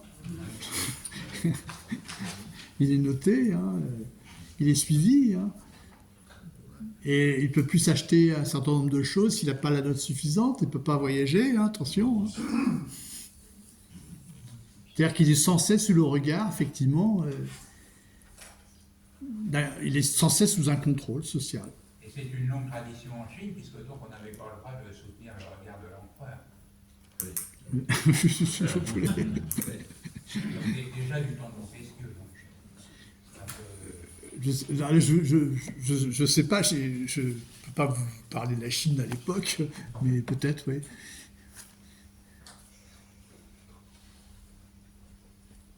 Une autre question? Oui, allez.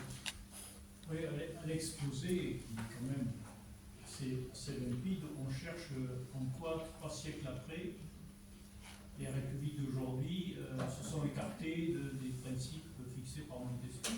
Ça paraît assez limpide. Enfin, tu nous as expliqué la nécessité que le législatif et l'exécutif se tiennent un peu par la barbichette, que le législatif se doit d'être indépendant. On a l'impression que nos républiques d'aujourd'hui sont construites pile poil là-dessus. En quoi aujourd'hui on se serait écarté des principes fixés par Montesquieu? Bon, alors, ce que je veux dire, c'est que pour Montesquieu, tout ça est toujours fragile. Maintenant, si vous voulez, il y a des circonstances. C'est plus remarquable que ça dure 3 Oui. siècles si c'est fragile. Moi, simplement, je voudrais dire que ce qui se passe depuis une trentaine d'années, tout de même, c'est la fréquence de ce qu'on appelle l'état d'urgence, la mise en place d'états d'urgence, qui autorise des mesures d'exception. Alors, les mesures d'exception, on va dire, bah oui, mais c'est une situation grave à laquelle il faut faire face, qui sera temporaire. Sauf que ces mesures d'exception, ensuite, elles sont pérennisées dans le droit commun. Je prends un exemple, là il faudrait juger sur pièce, mais par exemple, les premières lois sur le terrorisme autorisent des perquisitions administratives au domicile. Si on estime que votre comportement est suspect. Bon. il se trouve que la première application qu'on ait faite de cette loi contre le terrorisme, elle a été faite non pas contre des terroristes, mais contre des gens des militants écologistes, qu'on a, comment dirais-je, contraints de rester chez eux. Enfin, qu'on appelle ça, assignation à résidence. Ou qui ont été en garde à vue pendant plusieurs heures. Et bon, c'est même. Vous voyez, le problème, c'est que c'est une loi qui était initialement destinée à lutter contre le terrorisme, subitement, elle se met à être étendue à d'autres choses. Vous voyez, c'est ça le problème. Bon, je prends d'autres exemples. Je sais pas, on peut limiter toutes sortes de libertés publiques au nom du terrorisme, au nom je ne sais quoi. Enfin, vous voyez.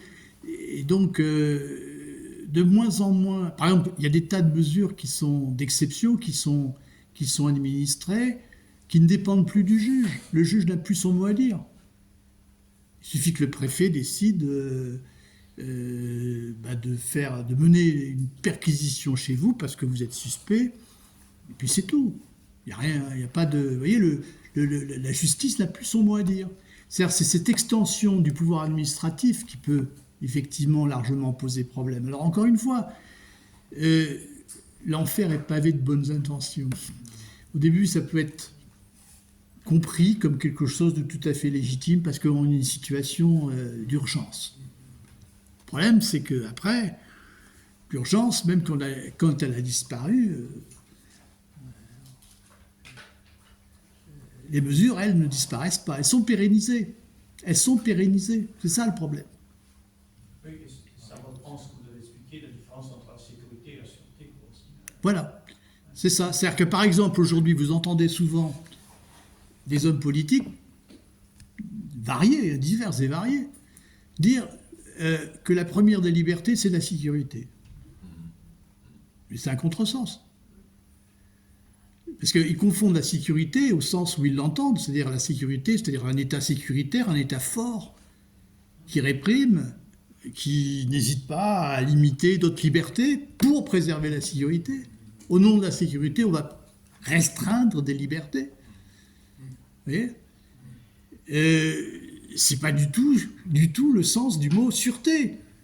La sûreté, c'est, bien sûr, il faut que je sois protégé contre l'arbitraire des autres citoyens s'ils veulent vraiment m'agresser, mais il faut aussi que je sois protégé contre l'État. L'État de droit, c'est pas l'État au-dessus du droit, c'est l'État soumis au droit. Donc voilà, c'est ça le problème. C'est que à partir du moment où la fonction judiciaire est contournée, où un certain nombre de décisions qui consistent à arrêter des personnes ne dépendent plus du juge, de la justice, et si la justice en plus n'est pas indépendante, il y a une sorte d'extension du pouvoir exécutif, une concentration des pouvoirs qui est considérable. En plus, les constitutions peuvent être telles que le pouvoir exécutif est de plus en plus renforcé, enfin, de plus en plus de pouvoir au détriment du législatif. Bon, on peut aussi entrer là-dedans. Hein. Oui. Non, mais je crois qu'il y a un problème de langage, en fait. Lorsqu'on dit, par exemple, on parle de l'état d'urgence qui nécessite. Oui. Ça ne veut pas dire forcément que l'urgence va s'étendre dans un temps déterminé. Ça peut être simplement le reflet, en fait, de l'incapacité d'un État à maîtriser une situation. Et voilà, donc en fait, la notion d'urgence ne fait que montrer l'incapacité à régler un problème. Oui, mais bon, je prends mon exemple. État d'urgence parce qu'il y a du terrorisme. Bon, je conçois. Mais le problème, c'est que quand les mesures qui sont censées être applicables à ceux qui sont dangereux, qui pourraient effectivement être terroristes, sont appliquées à d'autres. Oui, mais c'est parce que justement, la notion d'état d'urgence n'est qu'un prétexte, en fait. Voilà, c'est un prétexte. Absolument, c'est un prétexte. En disant Alors on est d'accord. que Ça devient un prétexte. on n'arrive pas à régler un problème, on parle d'une urgence, et ça fait passer un peu la chose plus facilement. Oui, voilà, ça peut être effectivement, tout à fait. On se sert d'une situation d'urgence pour imposer des mesures qui sont des liberticides. C'est un côté positif. Tout à fait, voilà, c'est ça. Non, mais voilà, tout à fait. On prend prétexte d'une situation pour imposer ce qu'on ne pourrait pas sinon imposer. Voilà, ça on est d'accord, tout à fait. Et c'est une dérive à laquelle on risque d'assister. Là, le pouvoir judiciaire, qui est normalement autonome, le dernier mot appartient au juge, finalement. Il y a la loi puis l'interprétation de la loi. Pas dans le cas où il y a état d'urgence et mesures d'exception, parce que finalement, il n'a pas son mot à dire. C'est le préfet qui décide. Si le préfet estime que vous êtes dangereux, vous êtes suspect, vous aurez le matin, à 5h du matin, une escouade de police frapper à votre porte, vous verrez, et puis ils vous demanderont de les suivre, et vous serez en garde à vue. Après, il y aura un procès, et là, on passe devant le juge. S'il y a un procès. Hein. Non, le problème, c'est que, voilà, c'est ça, c'est que, voilà, tout à fait. On est dans des mesures d'ordre administratif. Vous pouvez arrêter des tas de gens sans qu'il n'y ait jamais de jugement. Oui. Oui, une petite question. Vous avez dit qu'à un moment donné, pour qu'on ne puisse pas abuser du pouvoir, il faut que le pouvoir arrête le pouvoir. Ouais. Mais est-ce que, compte tenu de tout ce qu'il a dit maintenant, il est encore possible que le pouvoir arrête le pouvoir? Ah, ça c'est une question difficile. C'est vrai que quand la pente, quand la dérive a commencé, elle a tendance à s'aggraver. Et comment aller dans le sens inverse là, Montesquieu ne dit rien là-dessus. Il dit qu'il peut y avoir une chute dramatique, irrémédiable, qui fait que on restera en bas. Parce que j'ai cru comprendre qu'il y avait quand même que la Constitution était un rempart. À un moment donné, ce rempart s'effrite aussi. Ça, je suis d'accord. Je suis d'accord, mais c'est vrai que là, disons qu'il ne fait pas appel, Montesquieu n'envisage pas une solution qui consisterait pour la population à se rebeller et à réinstaurer finalement l'état de droit. Ça, non, il n'envisage pas ça. Ça, c'est pas une, oui, il n'envisage pas une mobilisation politique des citoyens pour exiger effectivement le respect des libertés. Non. C'est une clarification, c'est la clarification d'un fonctionnement. Voilà les conditions sous lesquelles, effectivement, la liberté politique peut être garantie. Mais voilà. Mais c'est vrai que chez lui, il raisonne toujours par rapport au pire. Hein, c'est toujours, c'est pas le penseur du meilleur régime possible, dans l'absolu, puisqu'il n'y a pas de meilleur régime possible. Hein. C'est selon la disposition particulière d'un peuple qu'il faut envisager la question du meilleur régime. Bon, ça c'est une chose. Mais la question, le problème essentiel plutôt qu'il pose, c'est le problème du pire finalement. Comment éviter le pire? Comment éviter effectivement qu'un gouvernement modéré chute dans un gouvernement despotique? C'est-à-dire que cette belle mécanique est une petite chose fragile. Toujours. Et ce qui contribue à cette fragilité, c'est qu'on n'est pas isolé dans le monde, mais que donc on n'est pas imperméable et que d'autres régimes tyranniques ont tendance à nous contaminer. Pour Montesquieu, ce qui peut entraîner, enfin à son époque, en tout cas pour lui, une dérive despotique du pouvoir, c'est la conquête d'autres territoires. Finalement, la colonisation est une très mauvaise chose qui peut entraîner un état modérés dans une spirale despotique. Ça, il le dit. Il le montre. Et donc, oui, ça, c'est un fait. Oui. Que doit-on penser, par exemple, dans certains États, des juges qui sont élus démocratiquement par rapport à cette indépendance de la justice? Ah, comment dire? Mais il faut dire ici une chose, je ne l'ai pas dit parce que je ne pouvais pas parler entièrement du chapitre 6, mais que les juges, ceux qui exercent la fonction judiciaire pour Montesquieu, ça doit être des jurys populaires, qui ne sont pas des professionnels qui détiennent une fonction à vie. Ce ne sont pas des magistrats pour lui, ce sont des jurys populaires qui jugent. Donc, ils ne sont pas élus, mais, je ne sais plus exactement comment ça se passe, mais il est tout à fait partisan de jurys populaires. Il veut éviter que les juges deviennent un corps de fonctionnaires en quelque sorte, qui risquerait, s'ils devenaient des juges de métier, eh bien, qui risqueraient effectivement d'exercer un pouvoir arbitraire.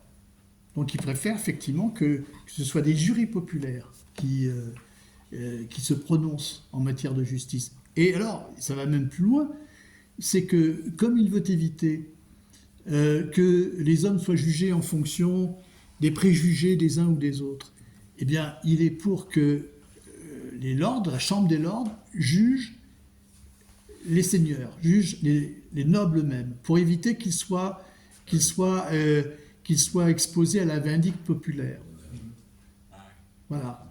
Il faut que ce soit les nobles eux-mêmes qui jugent d'autres nobles, en quelque sorte, pour éviter que des jugements se fassent en fonction des passions. Hein, voilà, c'est une idée. Donc, effectivement, oui.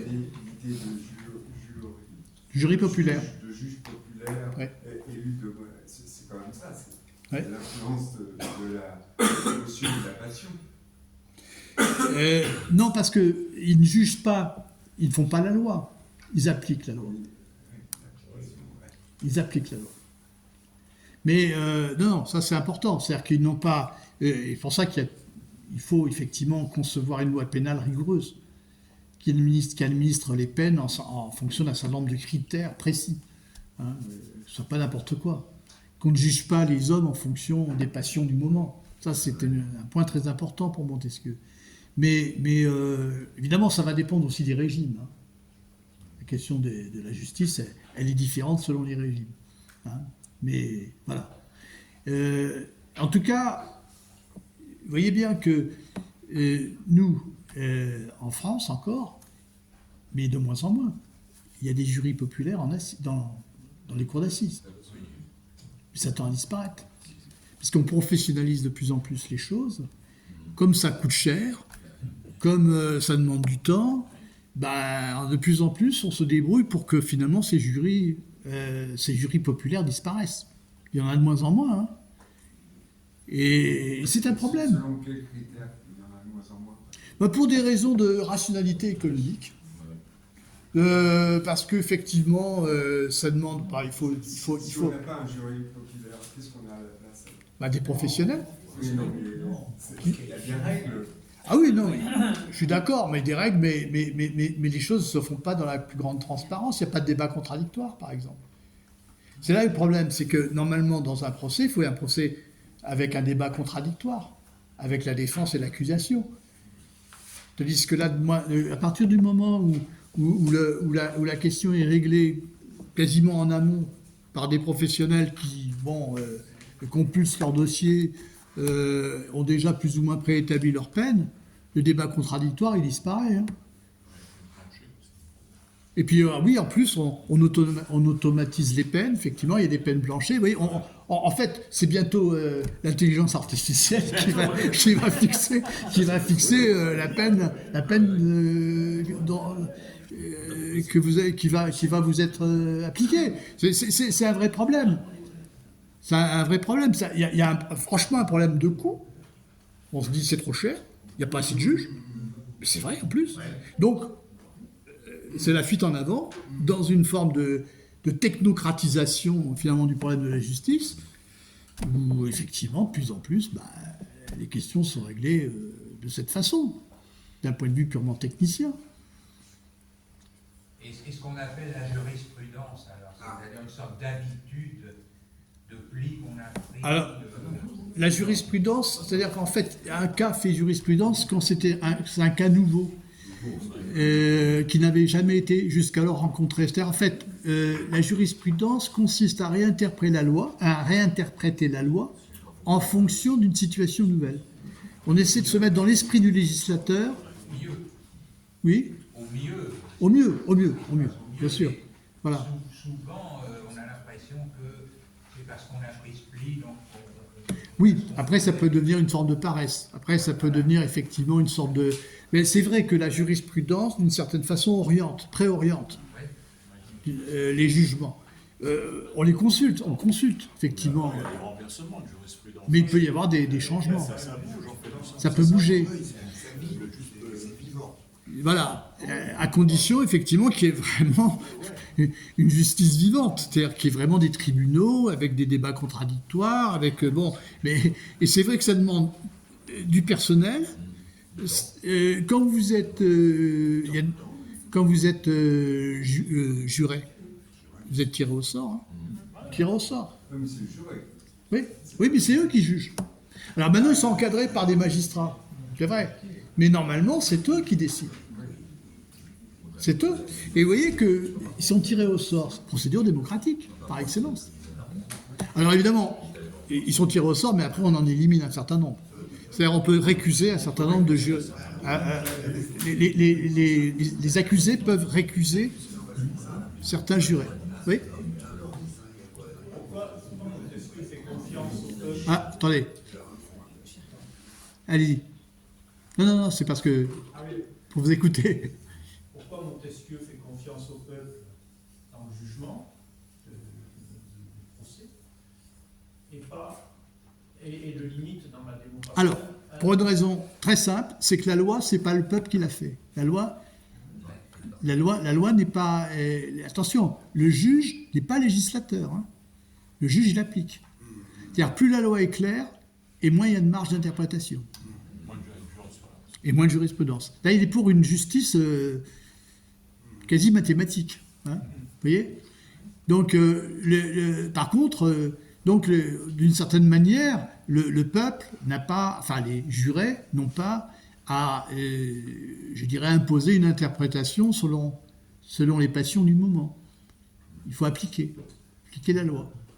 Ça limite le recours au peuple. Je veux dire, le juge peut le faire. Oui, mais il est partie prenante tout de même du jugement. Il est consulté. C'est important.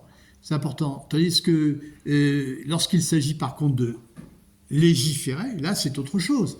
C'est vrai que là, effectivement, chez Montesquieu, il y a une méfiance à l'égard de la démocratie directe, c'est clair.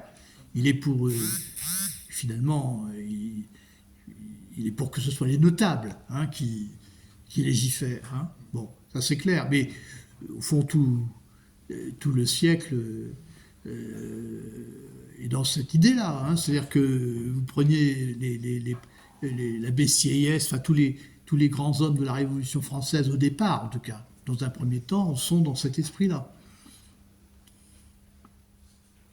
Voilà. On peut dire. D'autres questions, puis ce sera la dernière. On peut rester... D'accord. Eh bien, je vous dis à la prochaine fois. Voilà. Alors...